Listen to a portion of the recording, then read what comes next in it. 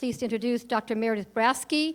Dr. Braskie is Assistant Professor of Research Neurology affiliated with LONI, which is the Laboratory of Neuroimaging Research at the Keck School of Medicine of USC. She received her doctorate in neuroscience from UCLA in 2006 and did postdoctoral training at UC Berkeley. Prior to joining the faculty at USC, she was on faculty at UCLA. We won't hold that against her. Her research focuses on studying how Alzheimer's disease risk-related biological mechanisms and signaling pathways are associated with brain measures using relevant blood and cerebrospinal fluid measures, and multimodal imaging, structural, functional, MRIs, diffusion tensor imaging, and PET scans. She's our imaging expert. So Dr. Braskie is joining us today to speak about the role of neuroimaging in the differential diagnosis of the atypical dementias, and we'll hopefully fill in some of the blanks from Dr. Chu, Dr. Chow's, and Dr. Harold's presentations. Dr. Braskie.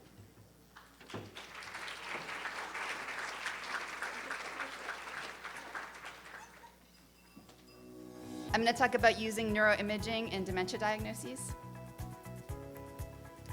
So obviously, when someone comes into a clinic, the first thing that is going to happen is a clinical assessment. But in addition to that, structural brain imaging can be helpful in ruling out non-neurodegenerative conditions like having a tumor or something like that, and can also improve confidence in diagnosis. So the two structural imaging methods that I'll talk about today are MRI and CT scan. And then molecular imaging can also be helpful, which might be PET scan or SPECT. That can improve differential diagnosis if it's unclear what diagnosis someone should actually be.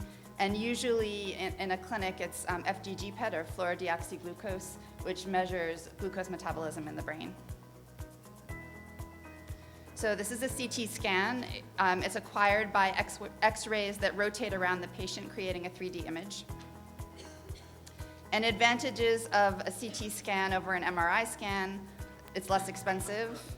It can be used with implantable medical devices like a pacemaker or neurostimulator or ferromagnetic implants. It may be better for large or claustrophobic patients just because the bore that the person goes into tends to be slightly bigger. It's quicker to perform, which could be important if you're trying to figure out whether someone's just had a stroke. And because it's quicker to perform, it's less susceptible to motion.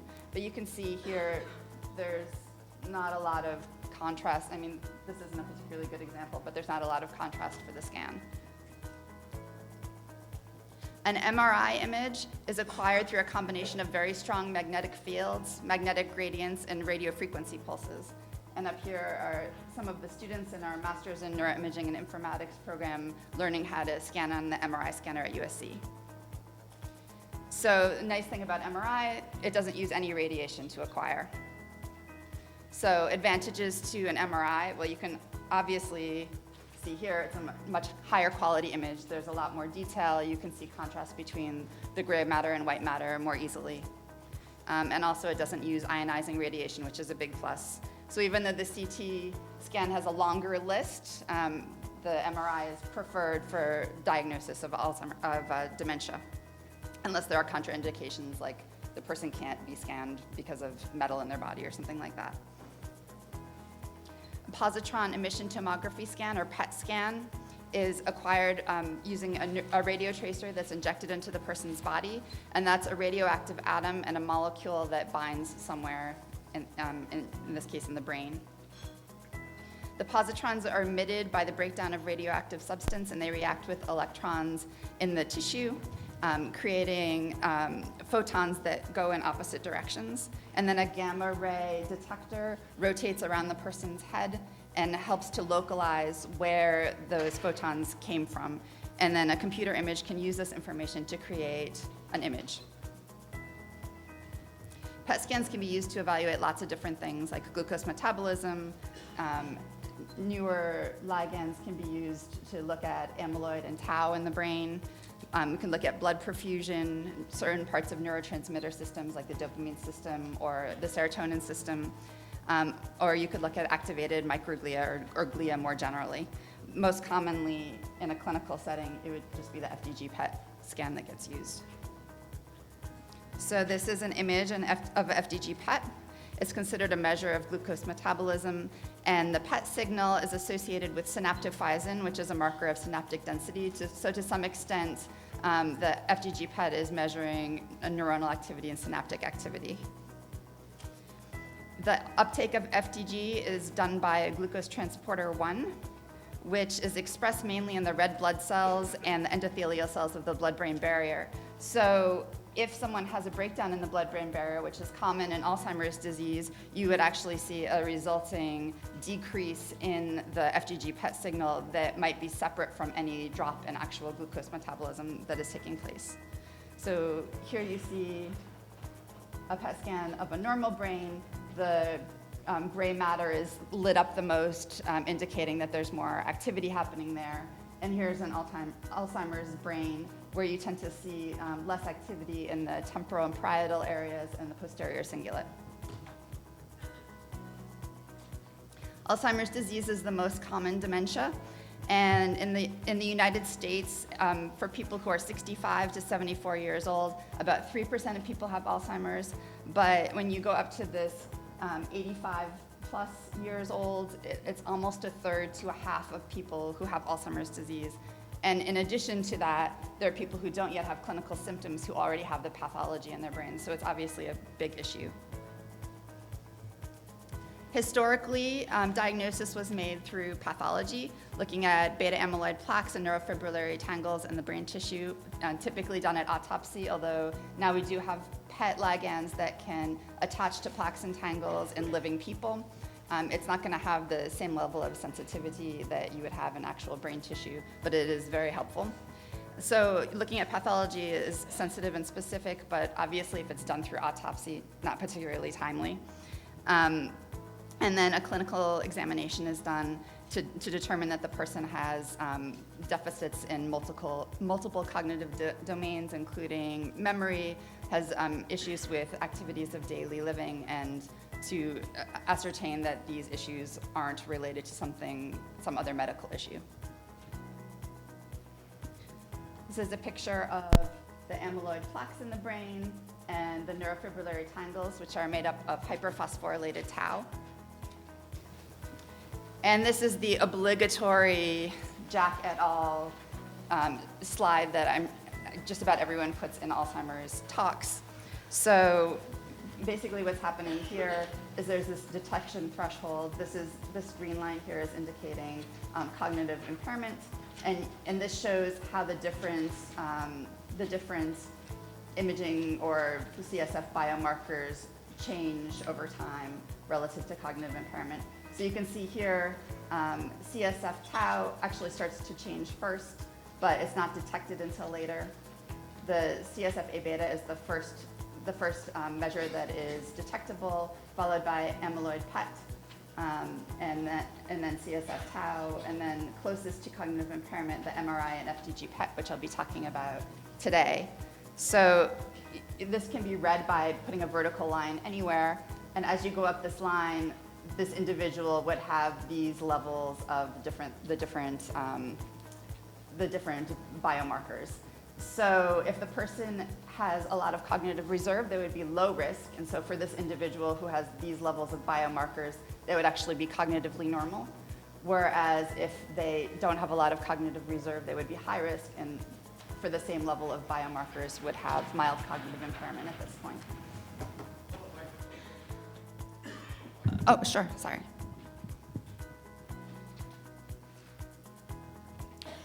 So these are new diagnostic criteria that include biomarkers.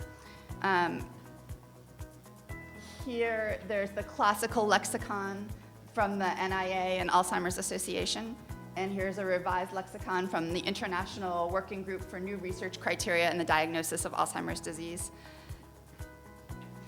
So these criteria include neuroimaging and CSF biomarkers. You can see here that they have A beta that can be measured, I messed up my thing, that can be measured by CSF A beta or amyloid PET. And then neuronal injury biomarkers, which can be measured as CSF total tau or FDG PET. So total tau isn't actually specific to Alzheimer's disease. It's more thought of as a marker of neuronal injury. And you can see here that these people clinically are all considered to be cognitively intact, but based on the presence of various biomarkers, they're actually in various stages of early preclinical Alzheimer's disease. So one way that you can look at whether or not someone has Alzheimer's using MRI is through visual rating scales, and there are a number of different scales that are available. Some people have looked at ventricular expansion, and those measures are easy to make. They're pretty reliable, but they actually have pretty low specificity to Alzheimer's disease and Lewy body dementia. It's typical to have bigger ventricles as you get older. Posterior atrophy, so in the parietal lobe and posterior cingulate, has a high specificity to Alzheimer's disease, but it's only moderately sensitive, so you're missing a lot of people who have Alzheimer's disease who don't have a lot of atrophy there yet. It tends to be more common in younger people with Alzheimer's disease early on. Medial temporal lobe scales are the most common to use, and they have decent specificity and sensitivity to Alzheimer's disease. And the most common one is this Shelton scale. So in this scale, the clinician would look at the height of the choroid fissure here above the hippocampus, the width of the temporal horn lateral to the hippocampus, and then the height of the hippocampus. And these measures would be looked at using this scale up here and averaged between the right and the left. And for people who are below 75 years old, if they have 1.5 or above, they would be considered to be abnormal. And if they're older than 75, 2 or above would be considered to be abnormal. I've seen different scales used, so some people use 2 and 3, but this scale was approved by the guy who created the rating in the first place, so I went with this one. So this shows a comparison of different measures of looking at medial temporal lobe. The top two are a manual hippocampal segmentation. So that's very time intensive. It's considered a gold standard for imaging, but it would be literally going around each slice encircling the hippocampus, which is extremely tedious. The second one is LEAP, which is an automated way of segmenting the hippocampus, and that uses multiple brain atlases.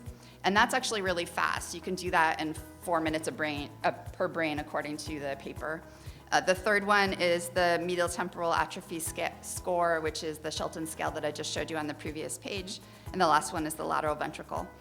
So these authors looked at MCI patients, and they determined whether or not they converted to an Alzheimer's-like dementia within 2 years. The manual hippocampus and the automated hippocampal segmentation did the best job at predicting who would convert. So you can see those are these lines over here. And those were actually better than the medial temporal lobe atrophy visual assessment. So looking at hippocampus is useful.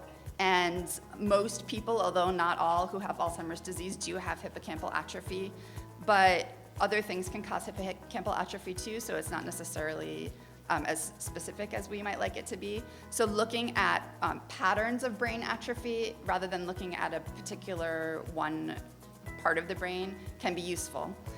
So in this particular study, they used a support vector machine to identify a minimal set of brain regions whose volumes together differentiated controls from Alzheimer's disease patients on an individual basis. So basically, the authors took a whole bunch of brains and they fed them into the computer and they indicated which one had which diagnosis. And the computer learned from this and created an algorithm for which features of these images together would best differentiate people who had Alzheimer's disease from people who were controls. So this creates an index for new people, so you can feed new brains in, and they say, okay, how much is this new brain similar to what I've decided is the Alzheimer's-like pattern? And that index is called a spare AD index.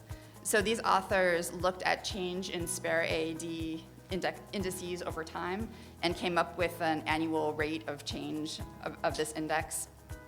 And that allowed them to differentiate the people who had mild cognitive impairment from the people who were cognitively intact pretty well with an accuracy of 0.88. here's another method of looking at multiple brain regions together. I can't actually get through a whole talk without drinking water. I would never make it in politics.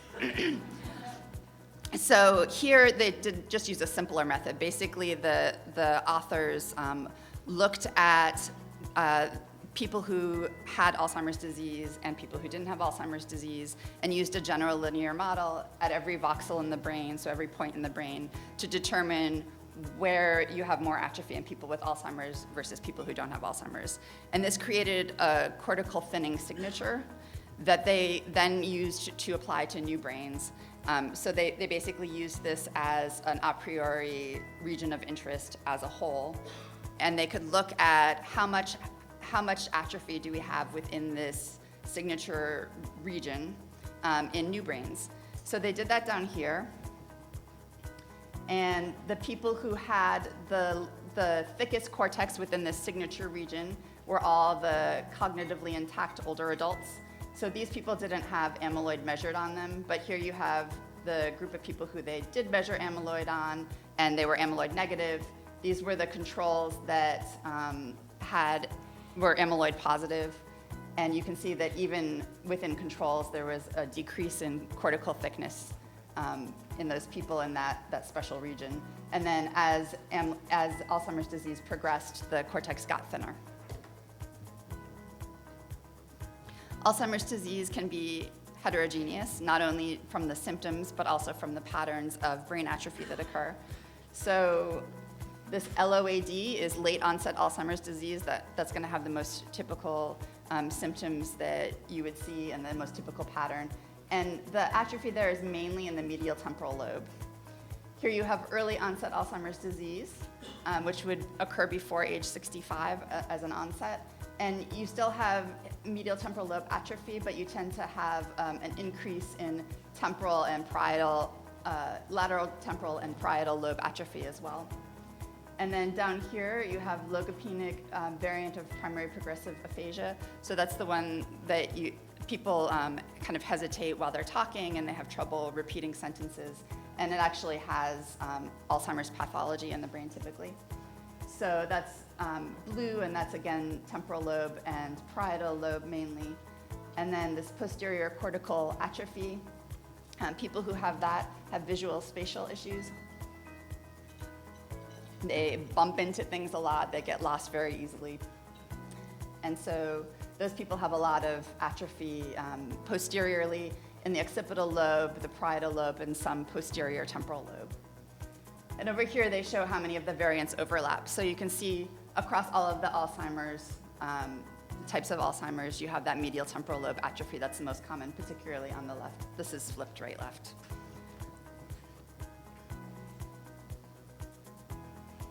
So this goes along with the last slide that I showed you. Younger Alzheimer's disease patients are more likely to have atrophy in posterior regions than the older Alzheimer's disease patients. So here, the areas that are highlighted are areas where there was an interaction between age and diagnosis. And what the authors did was put this little crosshair here, and they looked at one voxel so that they could show you a scatter plot of it. So you can see here, for the controls and to some extent for the people with mild cognitive impairment, there really isn't a greater rate of atrophy for any particular age group. But then when you look at the Alzheimer's disease patients, the people who get Alzheimer's disease younger actually have a faster rate of atrophy. They have more atrophy in this region than the people who get it later. And the same is true here in the left precuneus, excuse me. So here they took 3 patients who had amnestic Alzheimer's disease and 3 with non-amnestic Alzheimer's disease and looked at the patterns of regional atrophy, which they compared to amyloid PET and tau PET. So here in the middle is an example, the top is an example of an amnestic Alzheimer's disease patient. All 3 of these are the same person. And in the middle, they compared that person's brain at every point in the brain, how thick their cortex was, to a template of healthy people. And so you can see these areas that are brighter are the regions where this person has shown atrophy relative to young, healthy people. And if you look over here, this AV1451 is the tau PET ligand, And you can see that the pattern of tau PET is very similar to the pattern of cortical thickness. Over here, this PIB is measuring amyloid deposition in the brain, and there isn't a whole lot of overlap between where the amyloid is deposited and where the cortex is thinning. And I just wanted to point out this ligand here is actually specific to the kind of neurofibrillary tangles, the kind of tau that you see in Alzheimer's disease, which are the paired helical filaments. Those straight filaments that I'll talk about later with frontotemporal dementia aren't picked up by this ligand. So down here, you can see an example of a person with logopenic variant of primary progressive aphasia, and over here, amnestic Alzheimer's disease.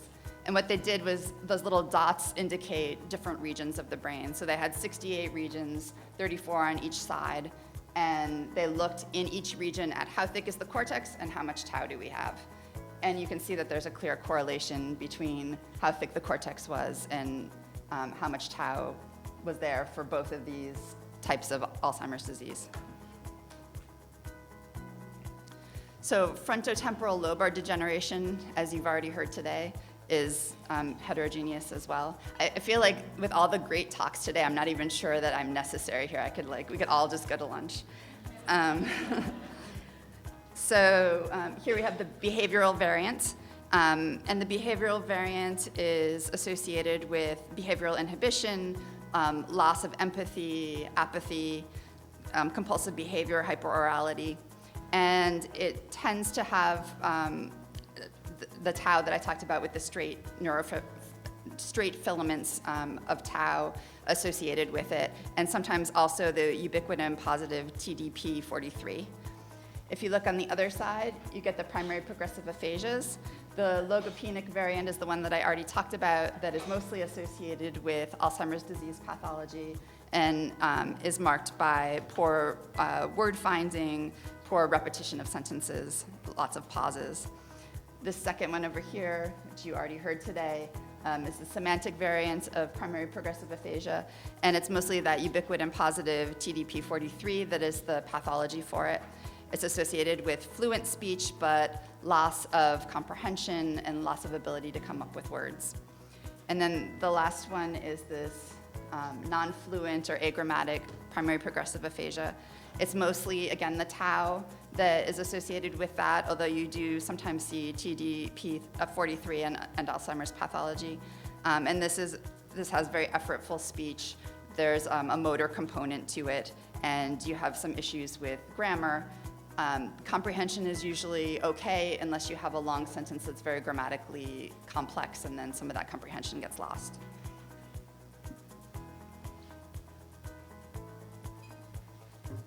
So here you see a brain from someone who has the behavioral variant of frontotemporal dementia.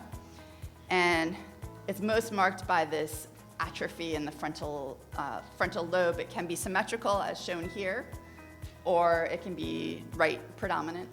And then over here you see atrophy in the temporal lobe. There should be a hippocampus there. There is not. Here it's more on the right temporal lobe, but it can be symmetrical. Again, this is flipped right-left. The parietal lobe and the occipital cortices are usually relatively spared, and that can be useful. Frontotemporal dementia, the behavioral variant, tends to occur fairly early on, around the same age that the earlier onset of Alzheimer's disease is there. And so the lack of parietal atrophy, relative lack of parietal atrophy, can be helpful in differentiating the two. So here are the primary progressive aphasias. Semantic dementia patients show preferential atrophy in the left inferior temporal lobe, and it tends to be more anterior. And that's shown over here. In particular, the fusiform is pretty affected in this person. The primary progressive non-fluent aphasia has a preferential atrophy in the perisylvian area, including frontal and insular cortex. And then over here, the logopenic variant has atrophy more posterior, in the left angular gyrus, the posterior temporal lobe, and the occipital lobe. So these authors looked at people with Alzheimer's disease, people with the behavioral variant of frontotemporal dementia, and they call it semantic dementia. It's the same thing as the primary progressive aphasia semantic variant. And you can see here that the right hippocampus is affected pretty equally for all three dementias. but the left hippocampus shows a greater relative atrophy in the people who have the semantic dementia. For looking at Alzheimer's disease versus controls, the hippocampus is really the only region that statistically differentiated the two. But when you look at Alzheimer's disease versus semantic dementia, all of the regions differentiated the two diagnoses except for the right hippocampus. And then looking at Alzheimer's disease patients versus those with the behavioral variant of frontotemporal dementia, none of the regions in the temporal lobe significantly differentiated them. So this is the lateral temporal cortex, this is the parahippocampal gyrus, the hippocampus, and temporal pole.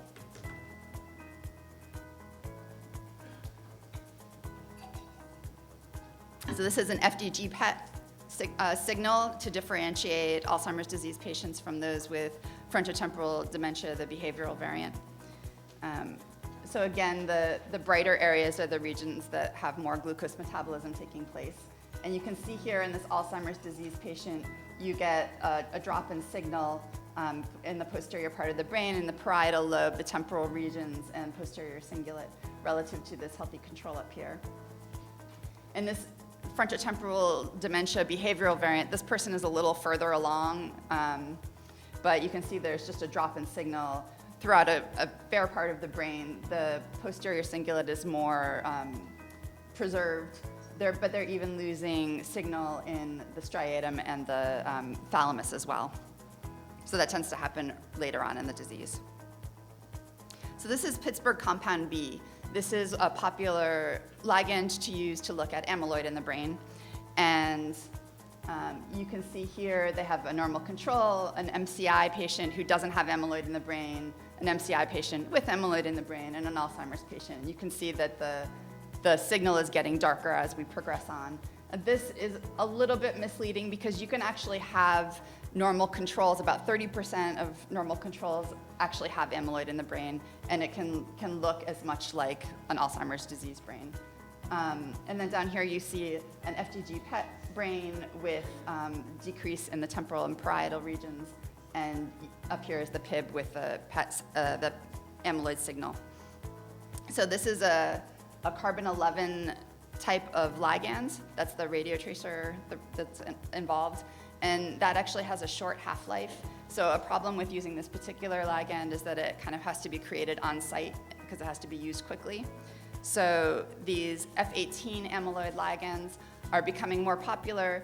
These have a longer half-life to them, and so they can be created off-site and within a short distance and shipped to the place that's doing the scanning. So one of the most popular ones is this fluorodexeyglucose here.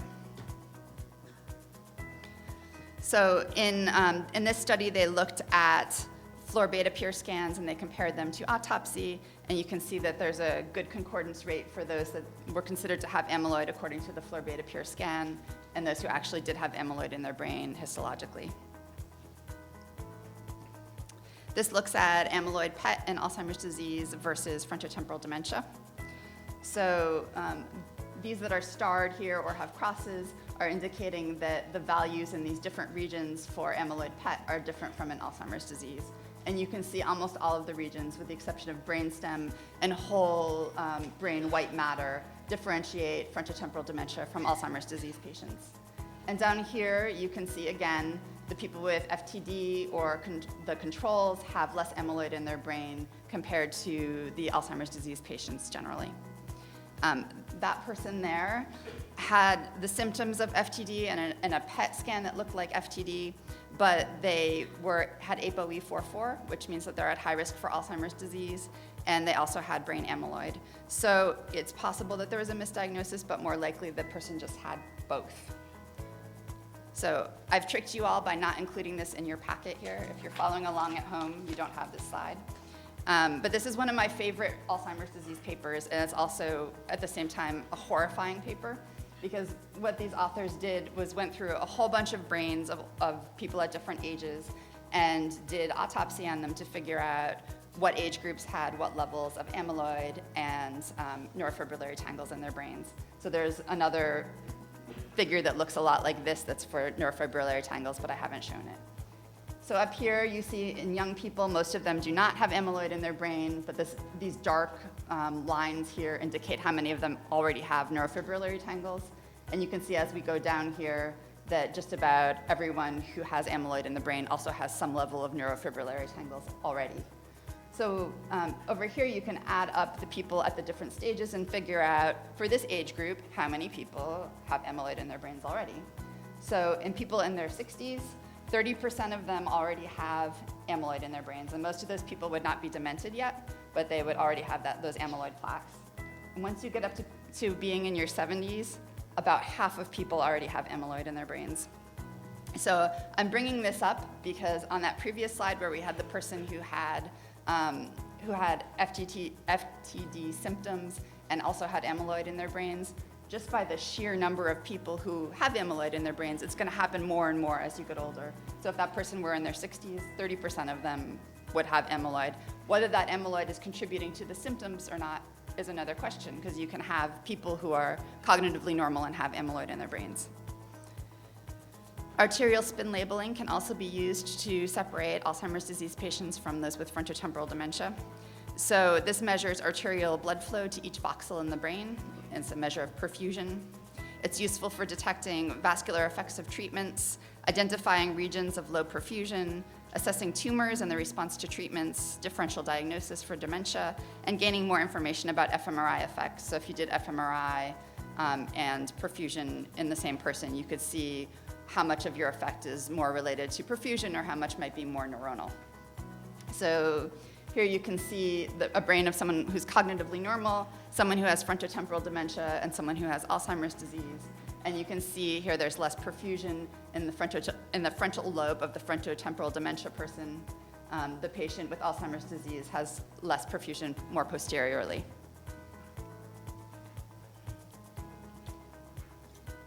So in this study, the authors did lots of different visual rating scales across a number of different types of diagnoses, so early and late onset Alzheimer's, dementia with Lewy bodies, frontotemporal dementia, and also controls. And these were all people who were scanned shortly before they died, and then histology was performed on them. So the different rating scales are in the anterior cingulate, orbital frontal cortex, anterior temporal lobe, frontoinsular area, medial temporal lobe, so this is the Shelton scale again, and posterior atrophy. And then what the authors did was they gave these scans to 6 expert clinicians and had them just kind of eyeball the scans and say, what do you think this is? And the clinicians were blinded to all the clinical information, all the neuropsych testing, all the demographic information except for age. And then in the middle, they used all the different rating scales and they determined for each pair of diagnoses which rating scale worked the best. So they figured out sensitivity and specificity for the eyeballing it, sensitivity and specificity for the best single rating, and then they used a support vector classifier to use all of those scales together and just pull out what combination of these scales best differentiates these diagnoses. And you can see that sometimes they had pretty good accuracy. So looking at Alzheimer's disease from controls, they were able to get 92% that were accurate diagnoses. Some of them were less good. So if you're trying to differentiate Alzheimer's disease from dementia with Lewy bodies using just structural scans, eyeballing it was, not awesome. Using a single rating was even worse, and using several ratings together was only slightly better than eyeballing it. So it's important to use other methods as well. I mean, granted, looking at the clinical symptoms would also be helpful, but it's useful to use other methods of neuroimaging as well. So with dementia with Lewy body, it's a progressive dementia, especially affecting attention, executive function, and visual spatial ability. As you heard earlier today, there are cognitive fluctuations, recurrent visual hallucinations, and to have dementia with Lewy body, the motor symptoms of Parkinsonism can begin up to 1 year before cognitive impairment. But for people who have had Parkinson's symptoms for a long time, it would be Parkinsonian dementia rather than dementia with Lewy bodies. So you already heard that it's Lewy bodies, the alpha-synuclein positive Lewy bodies that are involved here. People with dementia with Lewy bodies may also have plaques and tangles. Here it says typically few neurofibrillary tangles. There's some conflict in the different papers that I've read about that. Another paper I saw said, oh, you do have people with tau, and sometimes this tau spreads into the cortex without any amyloid even being present. So up in the air on that one. So here you can see using FDG PET to differentiate dementia with Lewy bodies versus Alzheimer's disease. Over here, there are people who already have dementia with Lewy body indicated by the dark circles, or Alzheimer's disease indicated by the open circles. And they looked in primary visual cortex and visual association cortex. And you can see here that the FDG PET signal in these regions differentiate the subjects pretty well. So you've got the dementia with Lewy body people clustered up here, and the AD people down here in these. Over here, you have something similar with people who have mild cognitive impairment that's thought to be related to dementia with Lewy bodies or Alzheimer's disease, and it still clusters pretty well. These are all statistically significant effects. So dementia with Lewy body is associated with hypometabolism in the visual cortex and visual association cortex, but not with Alzheimer's disease. And hypometabolism is found in both the temporal and parietal cortices for both. And this is just an important point. When the scans are acquired, the person's eyes should be open. If their eyes are closed when the scan is acquired, it can create hypometabolism in the occipital lobe, which can falsely give the impression that someone has dementia with Lewy bodies. So this is just showing two people who have dementia with Lewy bodies. Here's their FDG PET signal over here with the striatum still having signal, but most of the rest of the brain has hypometabolism. And over here you can see this person has no amyloid in their brain, and this person has a fair amount of amyloid in their brain. Just a call back to that earlier slide that I showed you with the Brackenbach stages. When both of these people are in their 70s, and if you recall, in your 70s you have about a 50-50 chance of having amyloid in your brain. So it's basically a coin toss whether you have amyloid in your brain, which may or may not be related to what's actually going on clinically. So this is the dopamine transporter SPECT scan, and you can see here that the control has nice signal in their striatum, whereas the person who has dementia with Lewy body has much reduced signal. The structural scan is not super informative. There's kind of non-specific global atrophy. The hippocampus is relatively preserved compared to Alzheimer's disease patients typically, though. But the Alzheimer's disease patients aren't going to have that decrease in that spec. About 60 to 80% of all dementia cases are at least Alzheimer's disease, but may have other things associated with them as well. The most common being infarction. So Alzheimer's disease and vascular dementia are very intertwined. You can see here 38% of the people in this study had both. The next most common is Alzheimer's without a contributing neuropathology. And then down here, people who just have infarction. These are all older people, which is probably why you don't see any frontotemporal dementias in here. That tends to be an earlier onset. Probable vascular dementia diagnosis is based on the determination of dementia through cognitive assessment, a history of stroke or neuroimaging evidence of vascular disease suggesting a link to the cognitive deficits. So that could be either the stroke occurs around the same time as you start to get cognitive symptoms, or there's a pattern of vascular pathology on the scans that are suggestive of the types of cognitive dysfunction that is existing, and no evidence that the factors are caused by something else. So when you use just clinical stroke history, about 15 to 30% of total dementia would be considered vascular, but when you include mixed dementias or neuroimaging evidence, that goes up to 50 to 70%.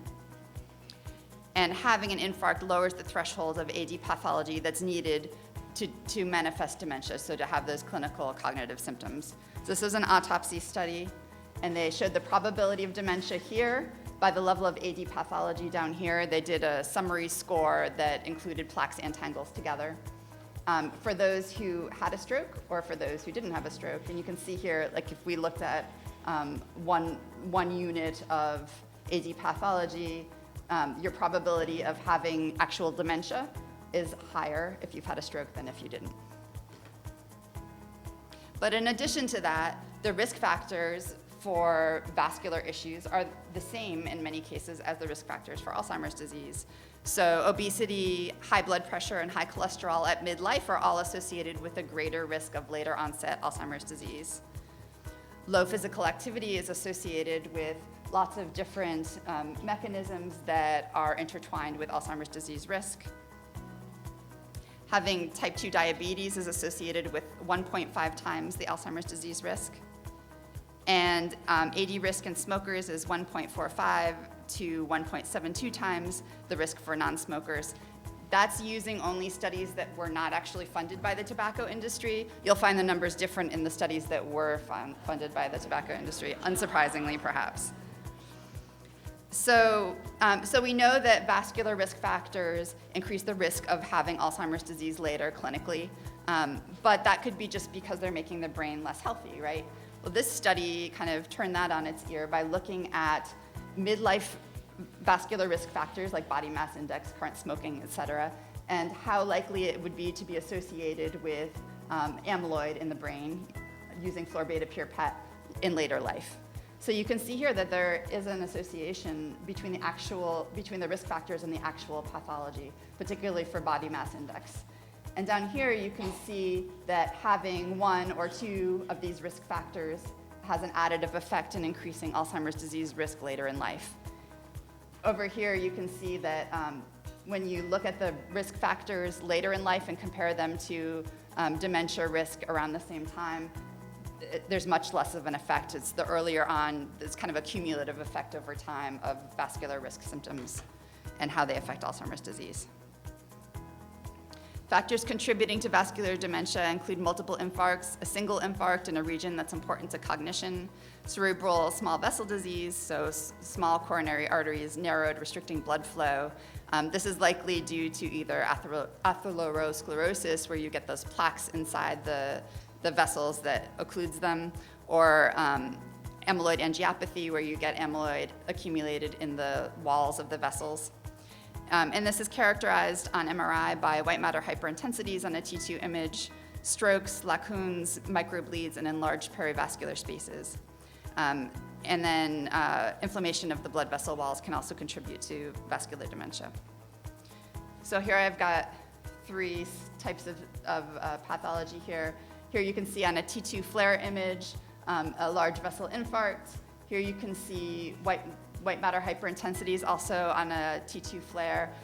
You can also see them on fast spin echo, like double echoes, or proton density or T2 weighted images. Those might be more common in some cases. And over here you can see microbleeds on a susceptibility weighted image. And you can also use T2 star for this.